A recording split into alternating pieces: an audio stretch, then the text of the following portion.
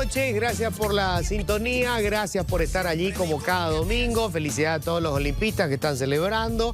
Y bueno, hoy vamos a hablar de un tema que es clave y que tiene que ver con el tipo de Estado que podemos construir y los resultados que tenga ese Estado, que es la ley del servicio civil. Se hizo un primer intento ya hace unos cuantos años atrás, y lamentablemente la ley terminó totalmente perforada por fallos de la justicia. Nunca mejor utilizado lo del término fallos. Pero lo cierto es que hoy supuestamente se busca enmendar esto. Vamos a hablar de qué es lo que tiene la ley que crea la carrera del servicio civil. ¿Significa esto que vamos a dejar de tener estas historias espantosas de los nepo baby, de los contratados que entran por la ventana, de estos desfasajes salariales que son tan disparatados? Bueno, lo vamos a discutir esta noche. En una primera parte vamos a estar con gente del legislativo y del análisis técnico, y después va a estar gente del gobierno en una segunda parte dando, bueno, su versión, porque ellos son los que están planteando el proyecto de ley. Antes, rapidito. El presidente de la República el viernes pasado finalmente promulgó la ley que supuestamente le va a permitir una mayor fiscalización de lo que le llaman las organizaciones no gubernamentales u organizaciones sin fines de lucro. Y se construyó ahí todo un relato sobre por qué esto era importantísimo, porque querían meter ideas foráneas a través de las ONG. En fin, una serie de cuestiones, ¿verdad? La ley se promulgó. Honestamente hay que ver cómo funciona el tema de la ley. No me preocupa que se hagan, que se publiquen, digamos, todos los manejos que tengan las organizaciones sin fines de lucro, las organizaciones no gubernamentales.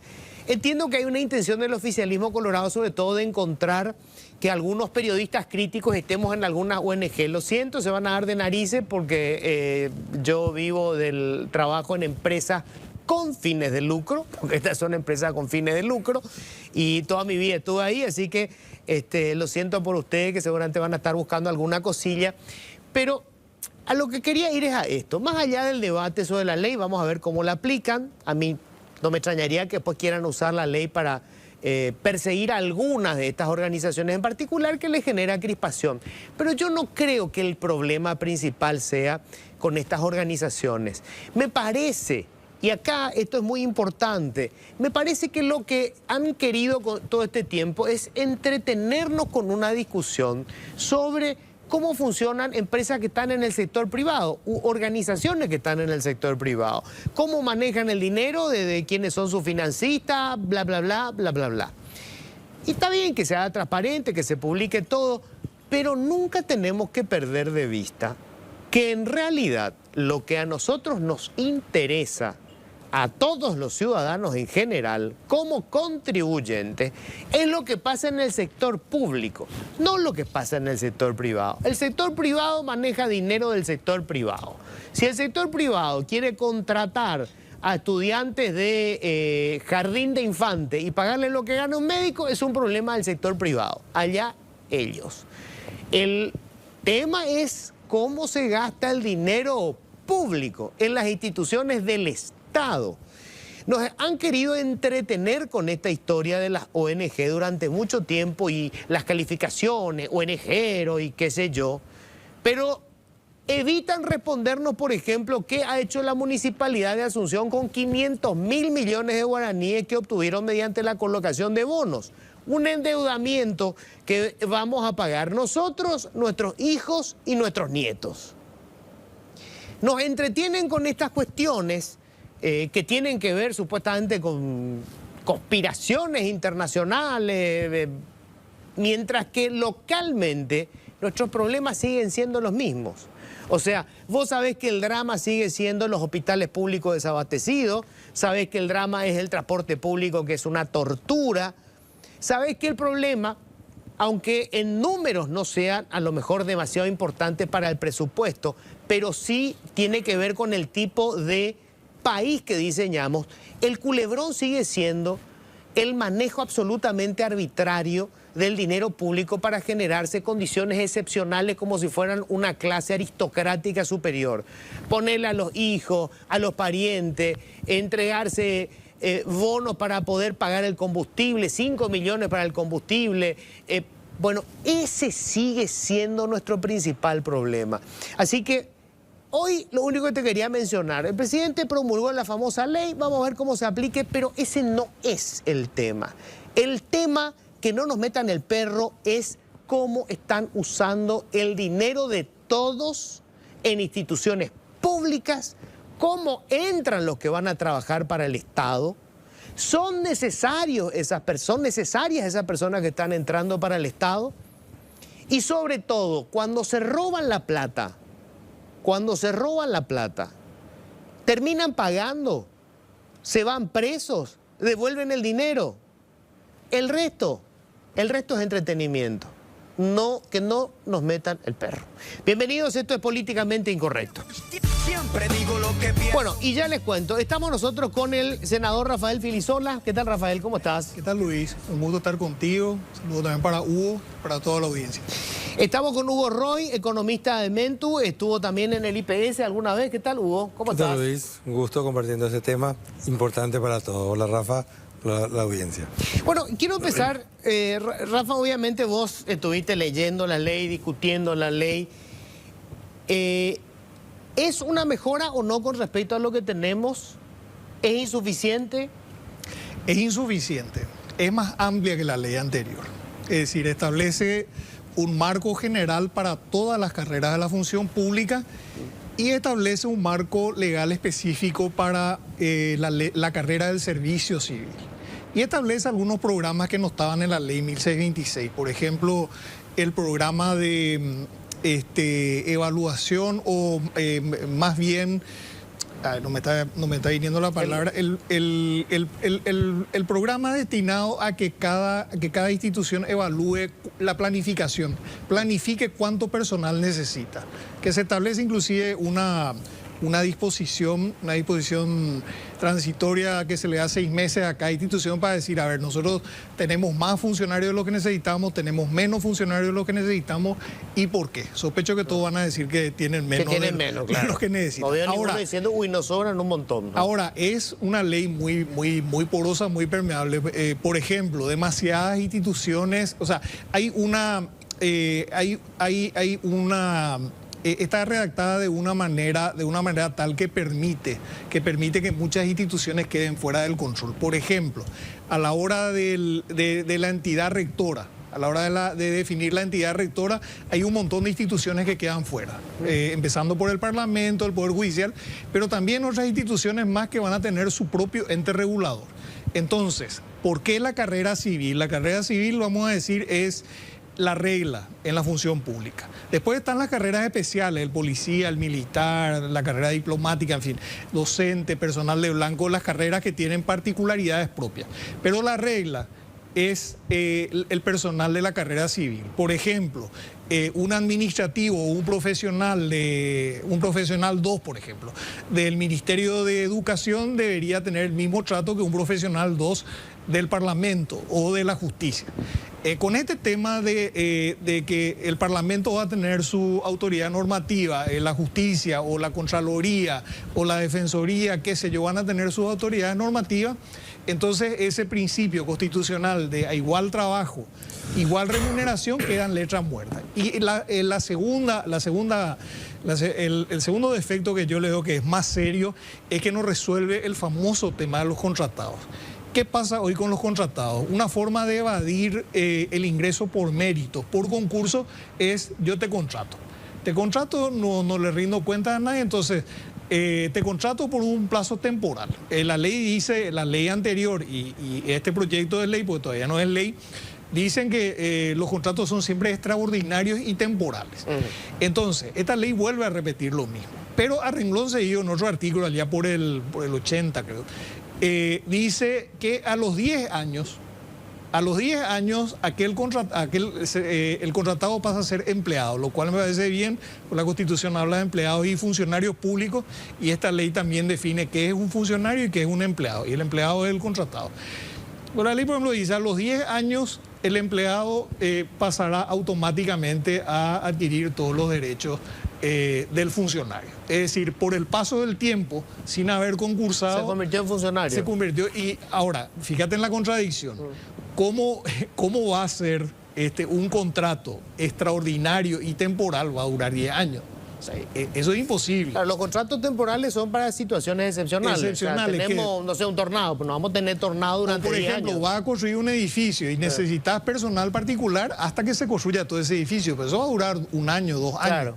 Y después ese personal, obviamente, deja de ser. Ahora, si una función se determina que debe ser permanente, entonces se crea el cargo y se concursa. Ahí podrá concursar también el que estaba contratado temporalmente. Ahora, Hugo, entiendo que ustedes estuvieron haciendo una revisión, digamos, de la ley y sobre todo, de si esto supone o no un cambio. ¿Tuviste la experiencia de estar al frente de una ley de instituciones públicas más complicada, el Instituto de Previsión Social, que además está ahí en ese limbo entre público y privado, ¿verdad? Pero esto es una herramienta para generar un cambio, para tener un tipo de funcionario público distinto. Yo creo que tu pregunta apunta al principal problema. La reforma tiene por objetivo generar cambios estructurales. Sí. No son cambios de maquillaje. ¿Cuándo se generan cambios estructurales? Cuando apunta al problema. ¿Cuál es el problema del sector público paraguayo? El ingreso no es el adecuado, entendiendo por adecuado que entran personas por la ventana y que no tienen las capacidades. El segundo elemento, hay una dispersión salarial entre el mercado, el sector privado y el sector público. Sí. Entonces ahí hay movilidad laboral. Y lo tercero es no se producen los bienes y servicios adecuados porque no se tienen las capacidades internas. Entonces, la pregunta es, ¿esta reforma nos permitiría ordenar el mercado laboral? Mi respuesta es no creo. Porque no apunta al clientelismo, no apunta al manejo de la cosa pública, no apunta a generar condiciones de profesionalización y meritocracia. ¿Por qué las instituciones económicas, los organismos multilaterales, hablan de la ley o la reforma del servicio civil? Fitch dijo porque es necesario generar meritocracia en el sector público y el Fondo Monetario Internacional señaló que se necesitaba profesionalizar.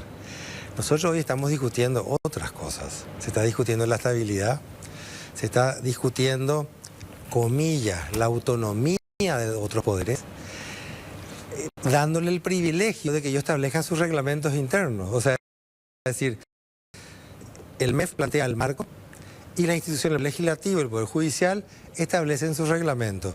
Van a normar como les interesa hacerlo. O sea, vamos a seguir teniendo ingresos poco profesionales o con criterios políticos, no con criterios técnicos. Entonces, allí sería cuidadoso en una reforma estructural del servicio civil.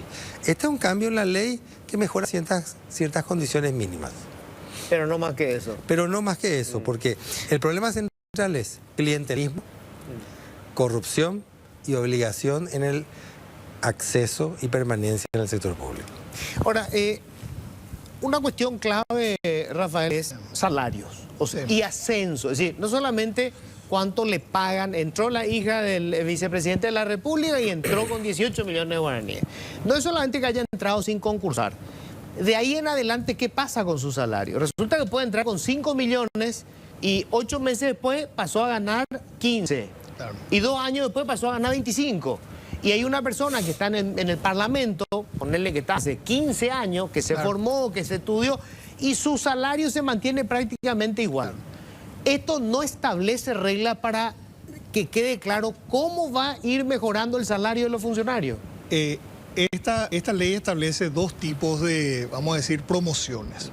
La promoción propiamente es la promoción horizontal. Por ejemplo, vos sos periodista.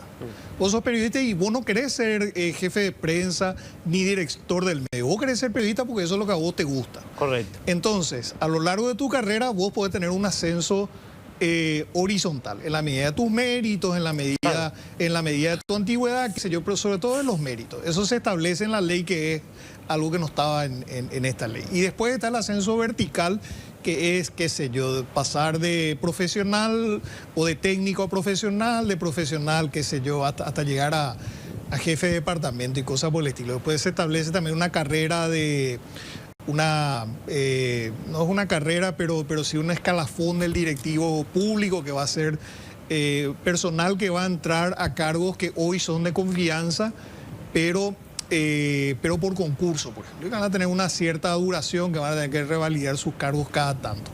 Ahora, hay que volver a la realidad, o sea, esa es la teoría. Lo que pasa es que al tener una enorme disparidad de entes de aplicación, cada ente de aplicación va a tener sus criterios normativos. La ley dice van a ser autoridad regulatoria, pero no dicen qué, o sea, qué es lo que van a regular. Entonces, tenés que la autoridad regulatoria es el MEF. También un tema que hay que discutir, porque en realidad en los borrados, en el primer proyecto era el Viceministerio de Capital Humano, que con un perfil técnico y con un perfil, vamos a decir, autónomo en lo normativo, algo así como lo que era la Subsecretaría de Estado de Tributación, que estaba dentro de Hacienda, pero en realidad... Claro. Tenía autonomía para establecer sus reglas técnicas. Claro, técnica. Entonces, ahí tenemos un segundo problema, porque ahí va a haber también una suerte de tensión con el Ministerio de Economía y Finanzas. Yo creo que ahí se metieron en otro problema también. Pero bueno, dejemos eso de lado. Tenemos varios entes reguladores, o sea, varios entes rectores. Va a estar el Parlamento, que se va a ocupar de lo suyo, está el Poder Judicial, que se va a ocupar de lo suyo.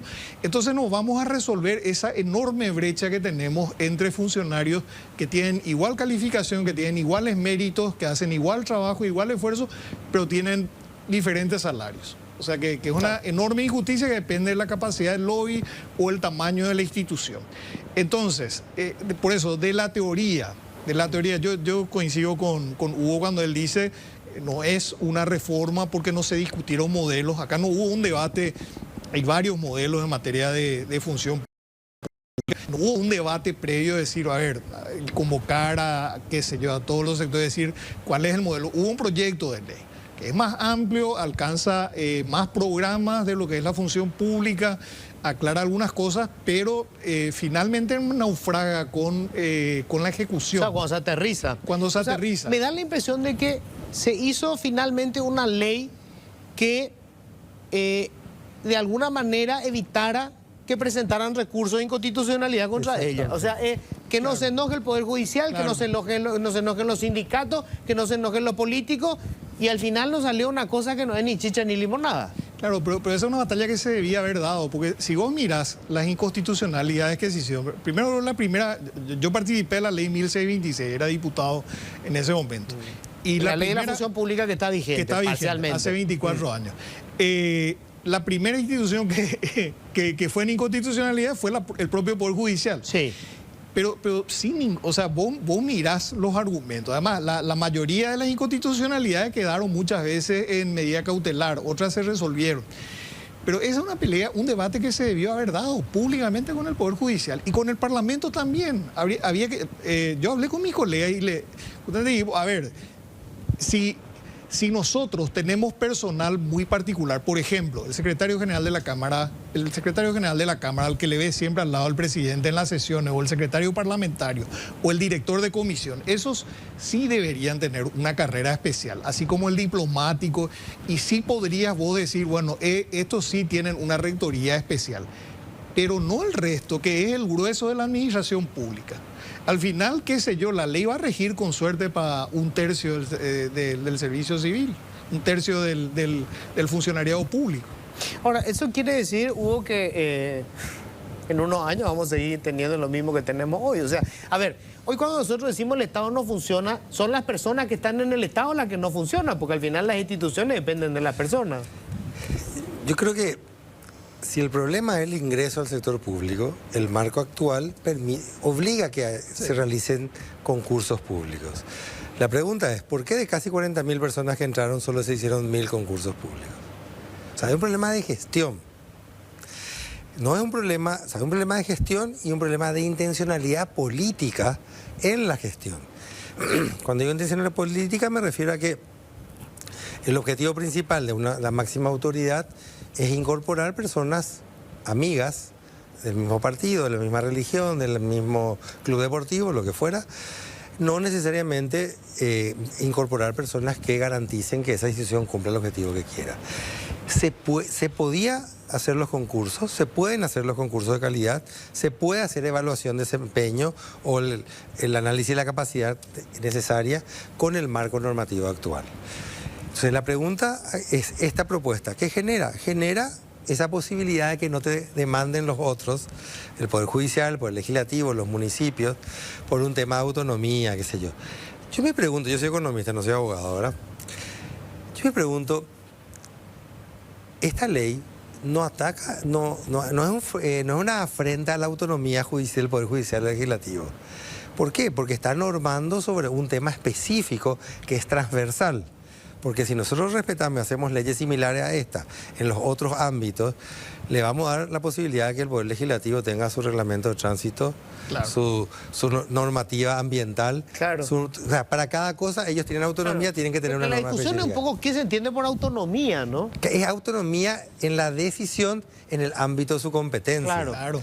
Y esta ley habla del ingreso, habla de la carrera al servicio civil. ¿Cuáles son los temas propios de una ley del servicio civil? Digo propios, ¿y cuáles son los temas comunes? Los temas comunes deben ser regidos como el mercado laboral, con el Código Laboral normal, claro, ¿verdad? ¿Cuáles son los hay temas? Un código laboral para el médico, un código laboral, claro, para el periodista y un código laboral, el mismo código debe laboral ser para el todos. mismo, ¿verdad? Claro. ¿Cuáles son los propios? Yo creo que un tema propio es el ingreso. ¿Por qué?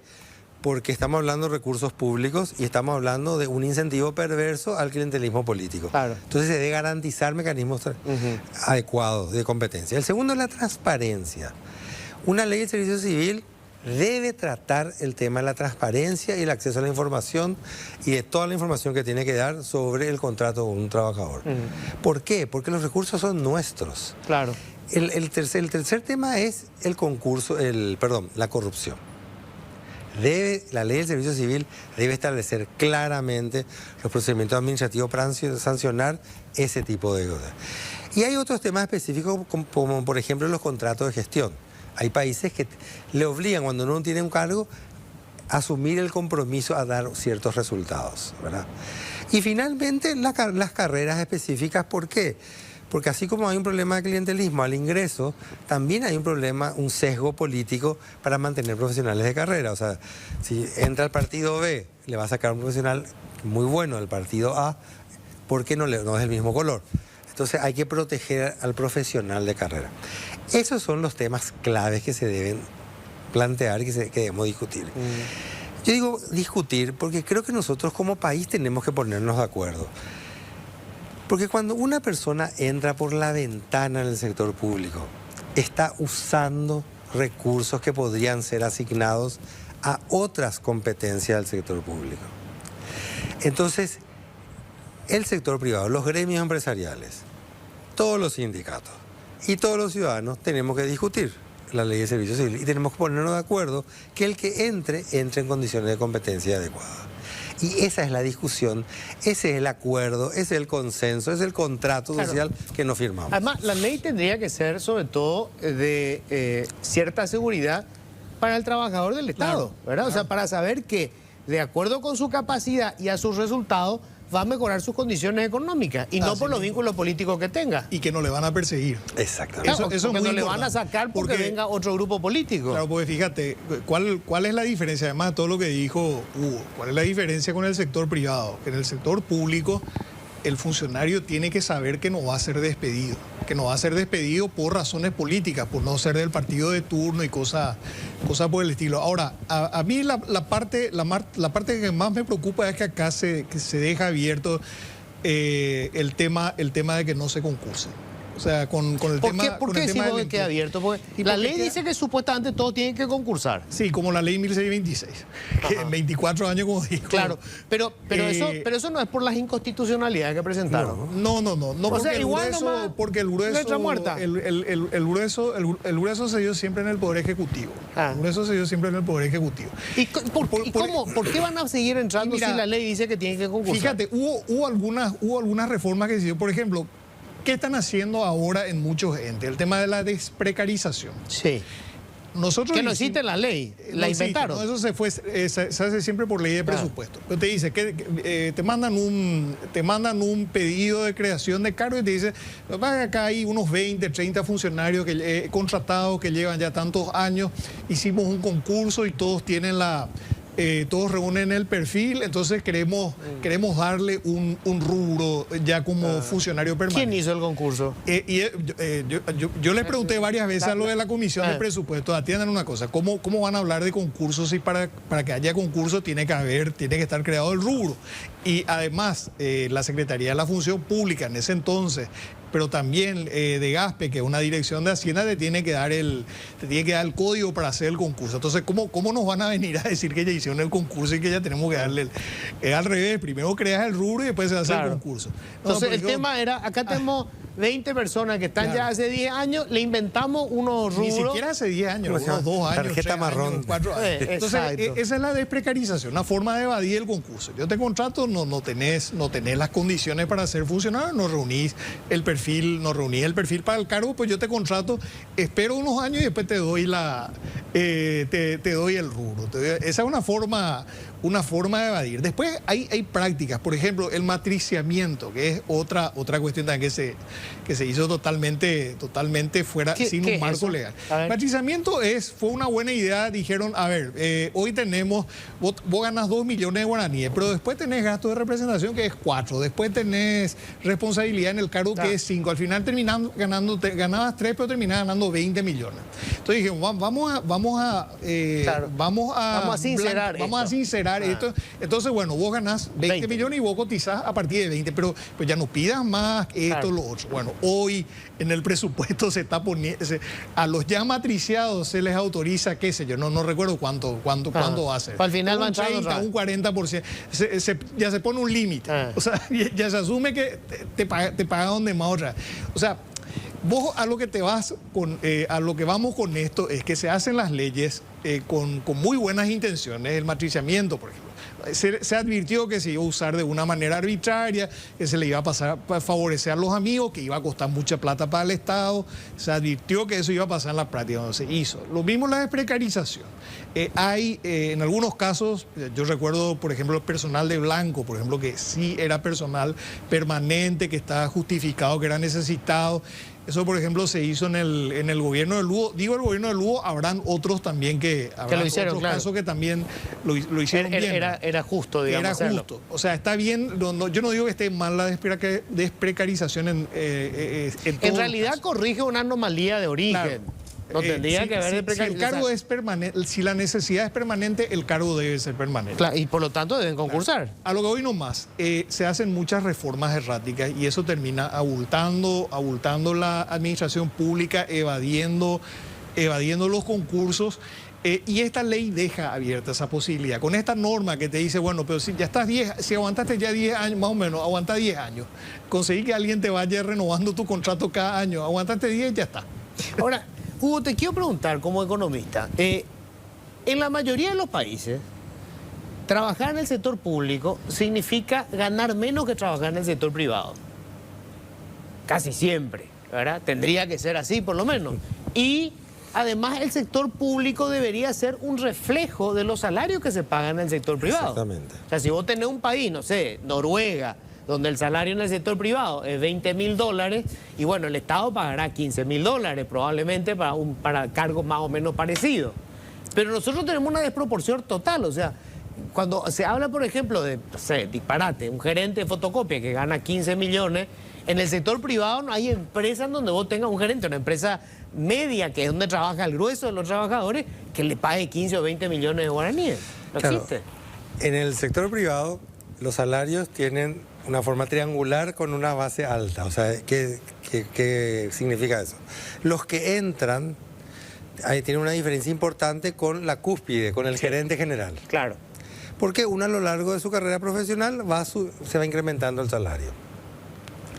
2 millones de guaraníes, 2 millones y medio el salario mínimo, a lo mejor un gerente general en Paraguay podría estar ganando 50 millones de guaraníes. Dependiendo de la empresa. Estamos hablando 20 veces. Sí. ¿Verdad? En el sector público, ¿qué es lo que ocurre? La pirámide es muy chata. Porque los que entran ganan mucho y los que ocupan cargos ganan poco en relación a la misma función En el Estado, en el sector privado. O sea, un presidente del Banco Central, un superintendente de banco, le está supervisando a una persona, a un gerente general de un banco que gana varias veces su sueldo. Entonces, allí no hay razón de ser. Un ministro de Obras Públicas, una ministra de Obras Públicas, un ministro de Economía. Entonces, esa es una distorsión. Entonces, si uno tiene un salario bajo significa, tiene pocas capacidades, es joven, lo que fuera, no tiene experiencia, le conviene trabajar en el sector público. Porque allí le van a pagar más que en su competencia. Entonces, si nosotros por eso el ingreso y los concursos y los salarios que estén relacionados con los los del mercado es importante. Porque si no se genera una distorsión. Claro, además, la gente buena y preparada, porque el Estado prepara gente. Hay gente muy buena en el Estado. Muy buena, bien formada, bueno, con mucha experiencia. Vos diste un ejemplo fantástico. Banco Central. Banco Central y Hacienda que rompieron este mito, ¿verdad? Porque ellos sí, es más, la viceministra que va a venir entró por concurso cuando tenía, no sé, 20 años. 20 años. Se da Hacienda, por... 2003 leí que, o sea, ¿quién sabe qué edad tiene? No sé, pues, claro, no sé. Hacienda y Banco Central sí tienen una carrera competitiva y ahí sí tenemos un problema. Por ejemplo, cuando se hacen concursos en el Banco Central, los bancos privados están pendientes del resultado de ese concurso y se llevan los mejores. Le ofrecen mejores Claro. salarios. Claro, Y además, eso te decía, eso genera un problema. Claro, esa gente que después es formada por el Estado, Sale al porque sector el Banco privado. Central, claro, el Banco Central les beca, se van a Estados Unidos, se van a Chile y después se los lleva el sector privado. Exactamente. El tema, Entonces, por eso los salarios del sector Claro. público tienen que estar relacionados. Pueden ser menores. ¿Por qué? Porque en el sector público uno tiene otros beneficios. exactamente. Beneficios reputacionales. Hay gente que tiene una preferencia a las políticas, a la incidencia más colectiva. Tiene algún beneficio de formación. Entonces puede ser menor, pero marginalmente mejor. Si es sustancialmente menor, se da esta fuga. Entonces el sector público se queda con muchos funcionarios que ganan mucho pero tienen pocas capacidades y con pocos funcionarios bien formados porque están en el sector privado. Eso es lo que debe corregir una ley de servicio civil. Nosotros somos muy competitivos para mandos bajos, vamos a decir, porque el que empieza entra con más del salario mínimo. Sí. O sea, yo casi no conozco. Nosotros sí el Estado. Nosotros el Estado. Antes, nosotros, o sea, todo lo que pagamos. Todos los paraguayos cuando estamos pagando nuestros impuestos. Nosotros somos muy competitivos para cargos poco calificados, para el que empieza. O sea, yo así, de lo que veo, es muy difícil, por ejemplo, encontrar gente que gane menos de 4 o 5 millones. Estoy diciendo a alguien que lleva unos pocos años. Pero en el sector público es muy difícil empezar tu carrera y estar ganando 4, 5, 6 millones a los pocos años. ¿En el sector privado? Perdón, en el sector privado. Claro. Es muy difícil estar. Claro. Yo conozco a gente que tiene varios idiomas, que trabaja en hoteles internacionales y que de repente gana menos de 2 salarios mínimos. Sí. Y eso es extraño en el sector. Pero somos muy poco competitivos para atraer talentos de afuera. Ese es un problema. Un tema que planteaba Rafa anteriormente, que no querría dejar pasar. Yo planteaba anteriormente, nosotros tenemos que ponernos de acuerdo como sociedad, ¿cuál va a ser el criterio o el código de gestión del servicio civil? ¿Por qué? Porque no es solamente la ley, no es solamente la norma o el decreto posterior, sino también en la discusión de la ley de presupuesto. Todos los años se pone un articulito que perfora la ley del servicio civil. Se ponen artículos que hablan de aumentos salariales, que pueden perforar el tema matricial. Se ponen artículos que hablan de la no obligación de los concursos públicos para determinadas instituciones. Si nosotros seguimos con esa práctica, que la ley de presupuesto puede perforar cualquier ley, no tiene sentido impulsar reformas de ese ¿Y cómo se corrige eso? Porque eso pasa a menudo. Mira, para no hablar de otros países, pero también de otros países. No sé, por ejemplo, en Europa están las famosas oposiciones y te tenés que preparar muchísimo, o sea, un año de estudio mínimo para los exámenes. Pero acá también a mí me cuenta gente que concursó en Hacienda, por ejemplo. Hacienda, que ahora es economía, ¿verdad?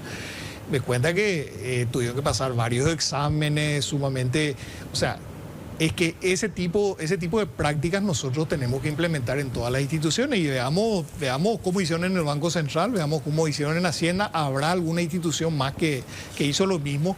Pero fíjate, en el periodo anterior, por ejemplo, desde el ministro hasta los viceministros, pasando por el abogado del Tesoro y los principales directores generales, y no cambió mucho, creo que todos eran funcionarios de carrera que entraron por concurso, que entraron de concurso al Ministerio de Hacienda.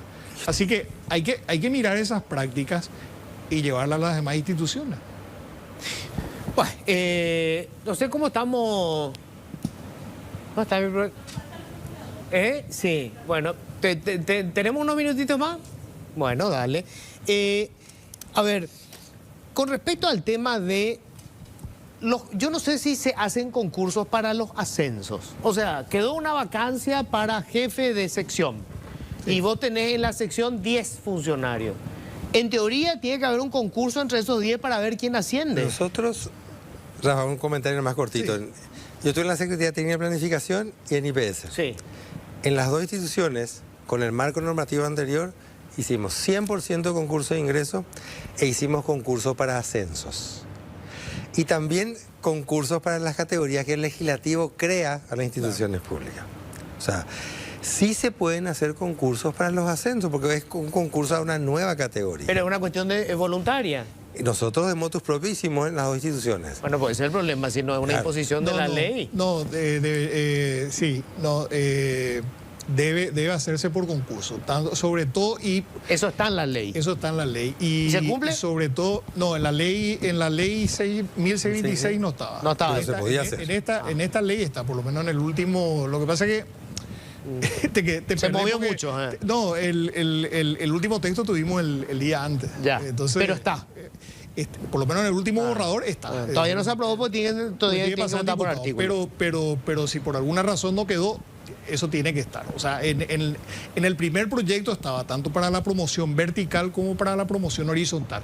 La promoción, ahí hay un tema muy, muy importante, sobre todo para la promoción vertical, si solamente el concurso es interno o es un concurso general.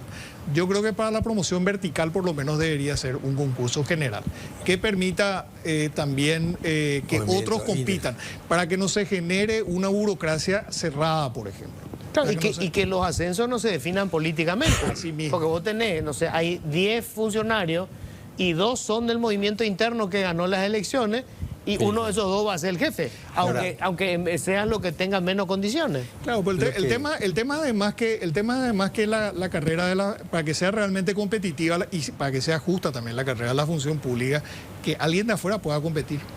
O sea, porque si se hace únicamente entre los que están.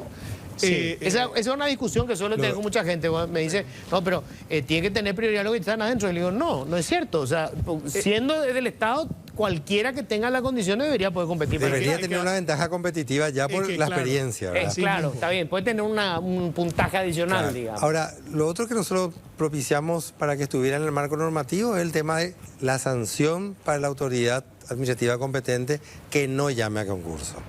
Y eso debería estar reglamentado posteriormente, ¿verdad? O sea, si yo soy responsable institucional. Eso se sacó. O sea, la sanción peleamos, le pusimos sanción de nulidad. Claro. O sea, el que no haya hecho el concurso se declara nulo. Claro, sanción de nulidad. Pero se eliminó. Mira que hay un fallo muy interesante. Entonces quiere seguir metiendo gente sin concurso y no para qué sacar. Hay un fallo, justamente no solamente el concurso, la falta de publicidad del concurso. Y eso se sacó. No solamente la falta de concurso, la falta de publicidad de concurso. Y la falta de publicidad, por ejemplo, ahí se sacó. Estaba sancionada con la nulidad. Porque si vos no haces público el concurso, entonces si está direccionado a una persona, esa persona va a saber. Y el resto no va a saber. Bueno, vamos a ver qué responden. Estas son algunas de las dudas que hay. Sí. Yo creo que es clave debatir esto, porque nosotros necesitamos un Estado que funcione, ¿verdad? A ver, tenemos que discutir cuál tiene que ser el tamaño del Estado, cuántos funcionarios necesitamos, pero sean muchos, sean pocos, necesitamos que funcione, y para eso necesitamos que la gente que entra al Estado sea la que reúna los requisitos para poder estar ahí. Hugo, muchísimas gracias. Gracias, Luis. Rafa, muchas gracias, Luis, un gusto. Gracias. Bueno, en esta segunda parte del programa estamos ya con Andrea Picasso, es viceministra de Talento Humano. ¿Qué tal, Andrea? ¿Cómo estás?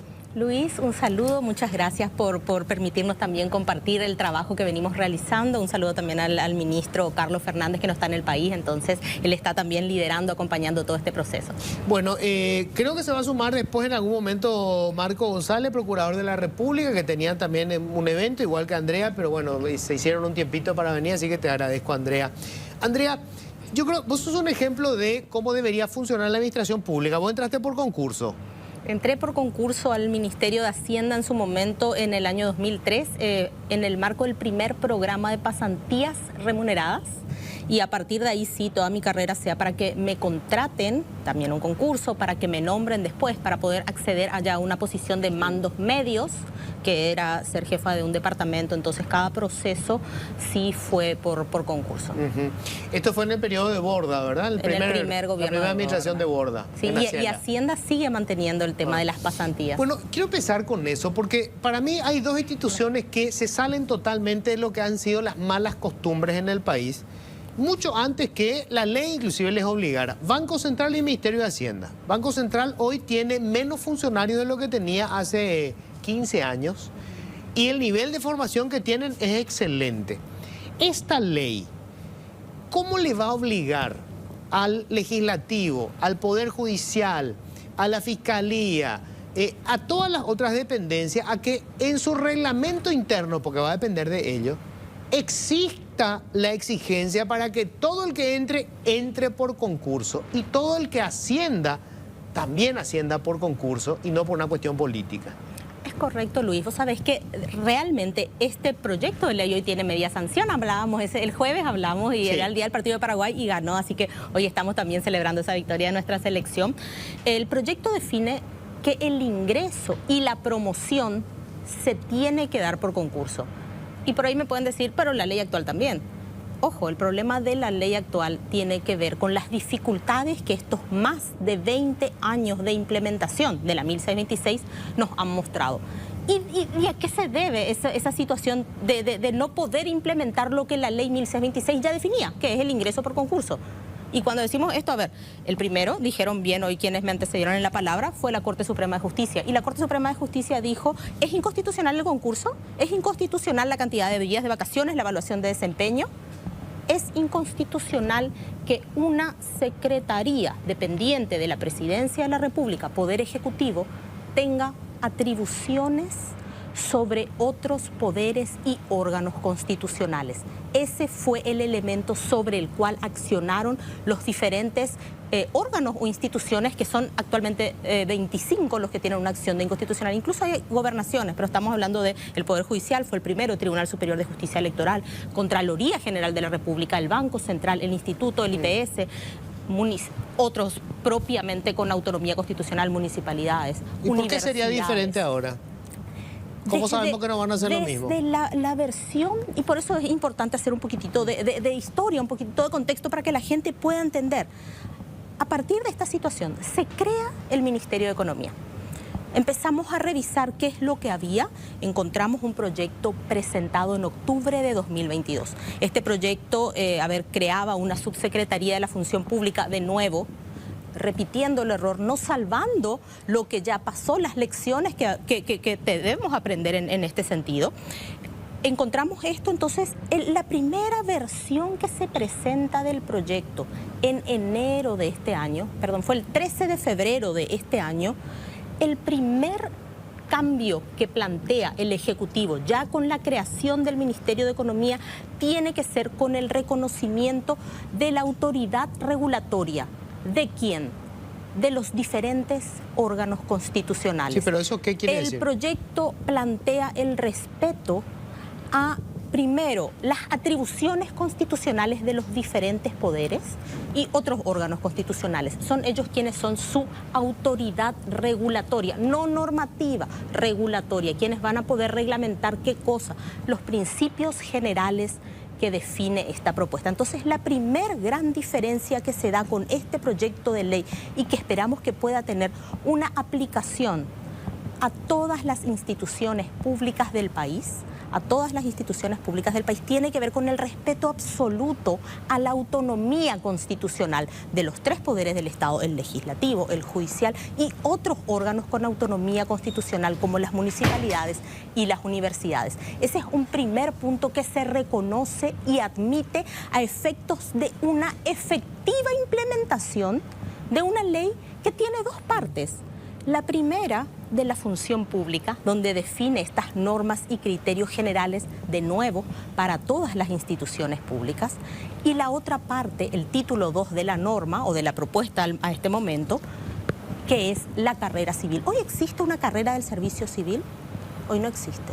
Hoy no existe eso en la legislación actual. Antes de avanzar, Andrea, Sí. a ver, entiendo que la lectura es los poderes tienen una autonomía y esa autonomía supone que pueden reglamentar la norma, no establecer la norma. La norma es la ley. Correcto. Lo que tienen es la posibilidad de reglamentar.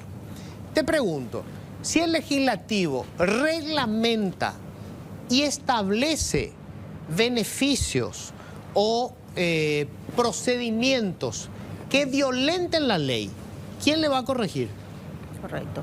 Bueno, a ver, la ley define una serie de cosas que se pueden hacer, por ejemplo, el ingreso y la promoción por concurso, y también define prohibiciones y sus sanciones. Entonces hay ya órganos de control, primero las auditorías internas, por supuesto la Contraloría República, que tiene también una responsabilidad fiduciaria sobre las acciones de quienes son sujetos de su control, ¿verdad?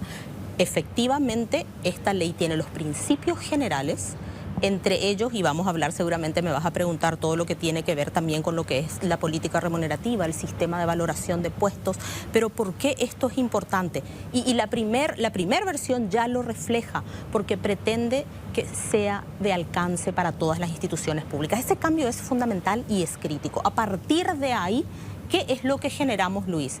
Y realmente son varios meses de muchísimo trabajo, de muchísima revisión de legislación acá, años, pero en el exterior también. Yo quiero ir al resultado, porque la preocupación es esta, a ver, Andrea, que en unos años sigamos teniendo en el Parlamento un gerente de fotocopia que gane 25 millones de guaraníes y el director de un hospital que gane 8 millones de guaraníes. Eso es un insulto para la gente que está pagando sus impuestos. ¿La ley corrige o no corrige eso? La ley lo corrige desde varias formas. Por un lado, define esto de la valoración de puestos, cuya rectoría queda en el Ministerio de Economía y Finanzas. Esto es una metodología donde se valoran los puestos. A ver, como vos decís, se supone que una secretaria aquí tiene que tener un rango relativamente similar a una secretaria allá, ¿verdad? Entonces, esa metodología de valoración de puestos va a ser elaborada por el Ministerio de Economía y Finanzas. Por el Ministerio de Economía. Y aplicada por cada autoridad de aplicación. Okay. Aplicada Pero por esa evaluación o esa valoración que hace el Ministerio de Economía va a ser obligatoriamente respetada por los administradores del legislativo, del judicial, etcétera, etcétera. En principio, como está definida la ley, nosotros entendemos, y todo el equipo jurídico que ha trabajado en la misma, entendemos que sí, ¿verdad? Entendemos que esto es. O sea, eso contempla cómo se ingresa. En Y teoría la nadie más puede entrar si no es por concurso. Correcto. Es así, ¿verdad? Es así. O sea, nadie. Están los casos de los... A ver, se limita muchísimo, por eso te decía, es demasiado interesante todos los instrumentos que esta ley plantea. Tenemos hoy el caso de los asesores, ¿verdad? Que realmente ha hecho bastante ruido. Está el tema de los 3 asesores, ya está en la ley conocida como Ley Godoy, ¿verdad? Pero ¿qué pasa? No se implementa. Entonces, en esta ley pretendemos que cada autoridad de aplicación reglamente, que cada máxima autoridad, conforme a lo definido, sujetos de conducción política, puedan tener sus 3 asesores. ¿Qué tienen que tener además estos 3 asesores? ¿Y qué pasa si meten 4? Está en la prohibición y tiene sanciones. Hay sanción. Hay sanciones. ¿A por quién le supuesto. sancionan? Tanto a la autoridad que lo hizo, por eso quería ir por partes, por favor, permitime para hablar también de manera ordenada un poquitito, ¿verdad? Hay los 3 asesores por cada autoridad o conducción política, funcionario de conducción política en el caso del Parlamento. Hoy, ¿cómo entran? Bueno, hoy se da de esta manera. Tienen que tener por lo menos 5 años de experiencia comprobada. Además, la ley plantea herramientas complementarias a algunas que ya están, o leyes que ya están, por ejemplo, la ley antinepotismo, también recientemente ajustada, la ley contra el tráfico de influencias. Entonces, si pueden revisar, seguramente vos tenés también el artículo 16 y 17 del proyecto de ley, habla de los asesores con experiencia comprobada en la materia, por lo menos 5 años, y como te digo, se complementan con herramientas que hacen al nepotismo en el sentido de que no puedan tener este tema hasta el 4º grado de consanguineidad y el 2º de afinidad, y también herramientas contra el tráfico de influencias, contra el uso indebido de influencias, sería el concepto correcto, están en el artículo Ahora, 17. esos artículos que están en la ley, sí o sí tiene que aparecer en la reglamentación que hagan el Poder Legislativo, el Poder Judicial. Están ya en la ley, ¿verdad? A partir de eso la reglamentación ya reglamenta lo que la ley define como marco general. O sea, ellos no pueden cambiar lo que dice la ley en su reglamentación. En su reglamentación se aplica. Se aplica. Sí, por eso. Claro, pero, claro, sí. O sea, lo que la gente quiere saber es si no van a hacer trampa, ¿verdad? La ley dice que tienen que concursar para poder ascender. Perfecto, suena súper bien. La cuestión es, en el Poder Judicial, el sobrino del ministro no va a ascender solamente porque es el hijo del ministro, va a cumplir lo que dice la ley, la reglamentación no le va a permitir tener baches. Y en principio la reglamentación que va a justamente ver cómo se operativiza este marco legal define el ingreso como único mecanismo, el concurso como único mecanismo de ingreso y promoción. Entonces, a partir de ese marco es que las entidades pueden aplicarlo. Eso es lo que define esta ley. Y esa fue la primera versión que se presentó. ¿Cómo se va después a aplicar en el marco de estos principios generales de aplicación? ¿Por qué me decís la primera versión se cambió? Ok, por eso era importante este contexto, ¿verdad? Sí. Con la creación del MEF, y quería también explicarte un poco el contexto de la creación del MEF y por qué hay un viceministerio de capital humano en el Ministerio de Economía y cómo hoy se da esta coherencia estratégica un poco que tienen que ver con el capital humano, el servicio civil, el activo más importante que tenemos y que ha venido representando, estamos hablando los últimos años más del 60% de los ingresos tributarios, sí, con los últimos niveles de recaudación, ya con la reforma, creación del MEF y creación de la DENIT, este indicador ya es un poquito más del 50%.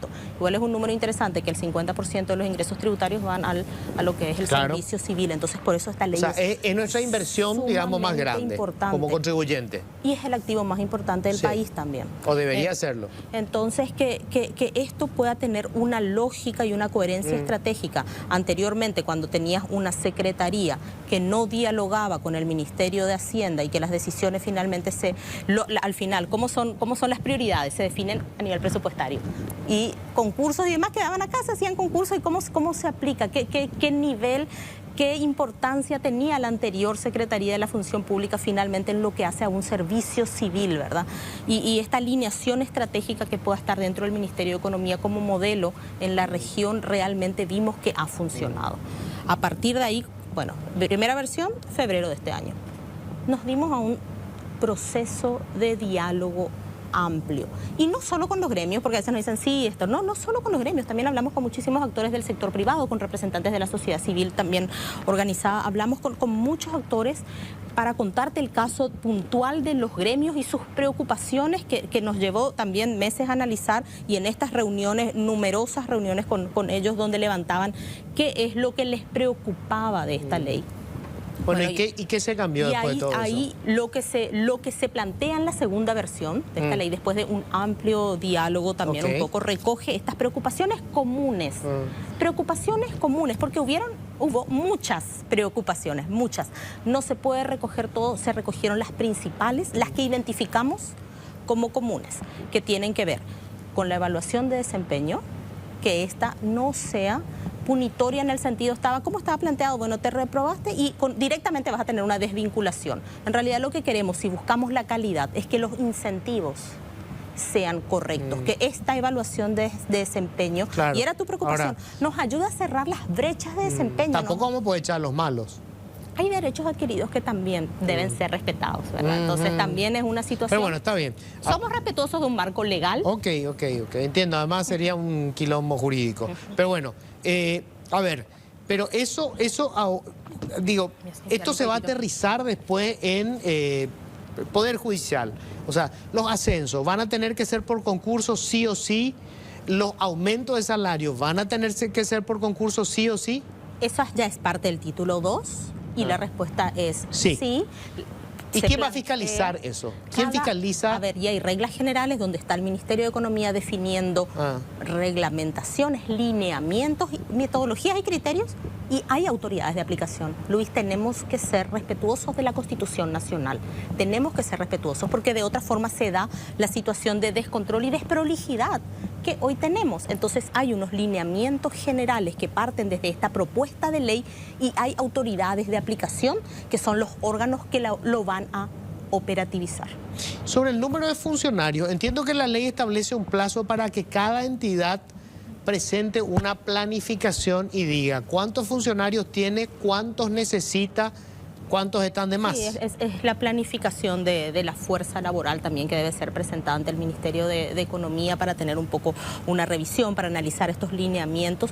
Y eso tiene que ver más bien también con lo que es el régimen del empleo público. Fíjate que se alinea también la definición a la Constitución Nacional, que la Constitución define funcionarios y empleados. Se crea un régimen del empleo público. El empleado público va a poder aportar a la caja, a su respectiva caja, conforme a la institución de origen que esta persona tenga, ¿verdad? Su respectiva caja sería. Y el funcionario público, el empleado, quiero ser también clara con esto. Hoy, por lo menos dentro de quienes lo aplican, y esperamos que ya con esta propuesta de ley pueda ser y ampliarse a todas las instituciones, el contratado también ingresa por concurso. No es que el contratado no ingresa por concurso. Hoy en quienes la aplican, pero no se aplican todo por el tema de las inconstitucionalidades, por eso eso era importante como punto de partida. En quienes la aplican hoy ya es por concurso. No es que un contratado no ingresa por concurso. Imagínate que esto pueda ser aplicado a todas las instituciones públicas, el ingreso de los contratados también se da por concurso. El tema de la estabilidad es lo que relaciona al Código de Trabajo, también esto es parte de la revisión que hicimos en el sentido de que, cuando se da una situación, hay que fundamentar la necesidad de contratación, la necesidad de que se puedan renovar los contratos. Entonces, todos esos fundamentos con el régimen del empleo público deben estar completamente fundamentados, ¿verdad? Cuando una entidad necesita contratar, necesita renovar las evaluaciones de desempeño de estas personas que están en el régimen del empleo público. Entonces, estas situaciones sí se dan sujetas también a lo que es la planificación de la fuerza laboral, que va a ser algo que se revise también con... ¿Qué plazo tienen las instituciones para reglamentar esto? Bueno, la vigencia de la ley ya se da con su promulgación, ¿verdad? Sí. Entonces, a partir de ahí seguramente vamos ya a estar trabajando con las instituciones públicas en esto. Ya llegó el procurador. Marco González, procurador de la República. ¿Qué estás festejando con Olimpia, Marco? ¿Qué tal? El tráfico por el festejo se hizo intenso. Probablemente. No, está bien. Bueno, Marco, estábamos hablando con Andrea, ¿verdad? De cómo funciona esto. Vos sos Procurador General de la República y quiero entender bien los límites de esto. O sea, tenemos una ley que es como un paraguas y que establece los lineamientos generales. En teoría, las reglamentaciones que van a ser de la ley en cada una de estas instituciones en ningún caso puede violar la letra de la ley. O sea, ellos no pueden establecer nada que esté por encima de los beneficios que establece la ley, ni por debajo de los beneficios que establece la ley. ¿Es así o no? Es así. Tienen que aplicar esta ley, que es bastante exhaustiva. Y tiene, además de todo lo que ya dijo Andrea, tiene un componente esencial que marca la diferencia. Le hace responsable al funcionario público que nombra sin concurso o que contrata sin concurso, que no elabora todos los elementos que se tienen que tener en cuenta. Entonces, como que distribuye los incentivos de manera correcta y también va a determinar que aquel que accede al cargo sin concurso tampoco va a poder reclamar nada porque es nula esa contratación o esa designación. Ahora, eso... No sé si quedó ese artículo. Sí quedó. Quedó eso. Sí quedó. O sea... En varias partes, no solamente en una. Eso quiere decir que en cualquiera de las dependencias públicas, Poder Judicial, Poder Ejecutivo, y donde fuere, si se contrata sin concurso, esa contratación es nula. Es nula, sin derecho para el contratado o para el nombrado y también con responsabilidad para el que contrata o nombra. ¿Hay sanciones para el que haya hecho la contratación? Falta grave falta grave o mal desempeño de funciones. Incluso hasta juicio político puede devenir de eso. Y la evaluación, ¿cómo se hacen las evaluaciones? ¿Eso va a depender de cada institución o habrá, por decirlo así, un manual básico que vaya a hacer el Viceministerio de Talento Humano? Sí, hay lineamientos y reglamentos, pero también incorpora algo innovador, algo que hoy no tenemos. Hoy, ¿qué pasa con la evaluación de desempeño? Prácticamente es un canto a la bandera y todo el mundo tiene 5. ¿verdad? Entonces nos sirve como generar los incentivos correctos. Sí, la ley, y también quedó en la versión aprobada por el Senado, define, un porcentaje, claro, sí va a haber gente que es excelente, pero qué porcentaje también necesita ir llenando esas brechas de desempeño, porque lo que queremos es profesionalizar a los servidores públicos y llegar mejor a la gente. Entonces sí se definen como un porcentaje máximo de quienes van a tener esta calificación distinguida, que es correcto, ¿verdad? Y a partir de ahí ir viendo qué vamos a hacer para llenar estas brechas de desempeño de los funcionarios. Marco, ¿hubo conversación con la gente, con la Corte? Es decir, para tener alguna garantía de que cuando esto se convierta en ley y si el reglamento violenta lo que dice el marco de la ley, nos van a presentar otra vez recurso de inconstitucionalidad y terminamos otra vez como la ley actual, que está totalmente perforada? A diferencia de otros países donde tienen un mecanismo de consulta previa, la Corte en nuestro país no contempla, entonces ellos no se involucran mucho. Pero todas las instituciones públicas tuvieron la ocasión de hacer comentarios del proyecto y de pasar. Y los elementos que fueron o que decantaron la inconstitucionalidad, la 1126, esta ley contempla. No solamente respeta la autonomía de las instituciones, sino también tiene en cuenta la regulación y el estatus para los contratados, porque hoy un contratado demanda al poder administrador y tienen que andar deambulando por el fuero civil, por el fuero contencioso, por el fuero laboral y ninguno se entiende competente. Es decir, esta ley solamente mejora el estatus jurídico de los funcionarios contratados públicos. Me quedo sin tiempo. Los contratos colectivos de trabajo, obviamente los que ya están vigentes no se van a modificar, pero ¿la ley establece algún criterio especial a partir de ahora, cuando se vayan a discutir estos contratos colectivos de trabajo en instituciones del Estado? Básicamente tienen las mismas reglas que se tenía antes ya en la propia ley 1126 y la ley de negociación colectiva, donde se establece que cualquier beneficio no puede ir en contra de lo que la ley de presupuesto le autoriza a cada administrador. Esa regla se mantiene invariable. Y una cuestión final, Marco. ¿Qué garantía tenemos de que después la ley del presupuesto no perfore esta ley? Porque eso también nos ha pasado todo el tiempo, que en la ley del presupuesto te crean un artículo adicional y le generan, por ejemplo, beneficio a los trabajadores de alguna determinada institución donde hubo lobby suficiente o había, digamos, operadores políticos trabajando para eso. Bueno, ahí tenemos una regla que esperemos que se respete. La ley de Administración Financiera del Estado, la ley 1535, determina que una ley temporal como la del presupuesto no puede ir en contra de una ley general y atemporal como es esta ley. Esperemos que se cumpla. Bueno, lamentablemente nos quedamos sin tiempo, pero bueno, yo les agradezco muchísimo, creo que es demasiado importante. Valoro que hayan llegado, por lo menos en los últimos minutos, Marco, pero es demasiado importante. Creo que esta es una ley clave y bueno, yo cruzo los dedos porque funcione. Muchísimas gracias. Gracias a vos. Gracias, Luis.